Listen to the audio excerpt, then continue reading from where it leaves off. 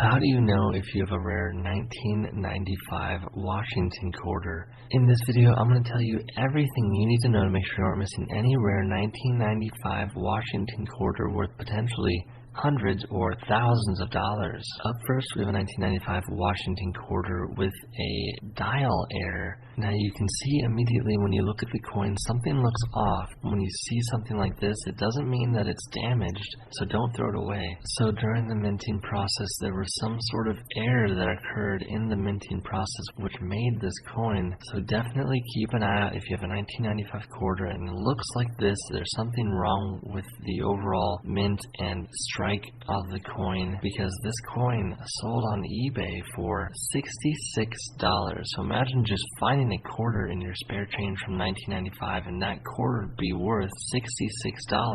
Here we have a 1995 P 25-cent Washington quarter that is not graded by any company, and you can see that it has the P mint mark to the right of Washington, and the P mint mark stands for the Philadelphia Mint. That is where this coin was minted, and during that minting process there was an error on the strike. You can see that this quarter doesn't look natural, it doesn't look normal, and this is what's considered a broad struck mint error. And this quarter sold for $64, which is a lot of money for a 25-cent quarter that you could find out in your spare change. Here we have another 1995 P Washington quarter that is a mint error, and you can see that the coin looks like someone got hungry and took a bite out of this coin. This is called a double curved clip error. So essentially at one point during the minting process, something happened and it made it so the edges of this quarter were clipped off, which is pretty phenomenal. So if you have a quarter that looks like this, it wasn't damaged. This is actually rare. This is worth money. So look at your quarters. If you see something like this, you could have something worth a good amount of money. This one sold for $25, guys. Here we have a 1995 P Washington quarter that is slightly off center. So again, during the minting process, when these planchets are going through the mint, if the strike is slightly off center and it comes down, it's going to be off center just like this one. And it's also on the front and the back of the quarter, and that's why this coin sold for $24.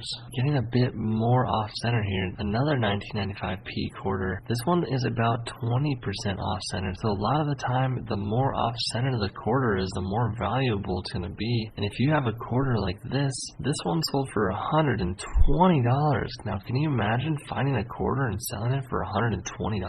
Here we have a 1995 D Washington quarter. So the D stands for the Denver Mint, where this coin was minted, and there was an error that happened during the minting process. So not only is the coin struck off center a little bit, it is broad struck with an obverse indent. Now what that means is the obverse is the front of the coin, so you can see at the front top of the coin there is an indent that occurred during the minting process, and that is why this coin sold for $45.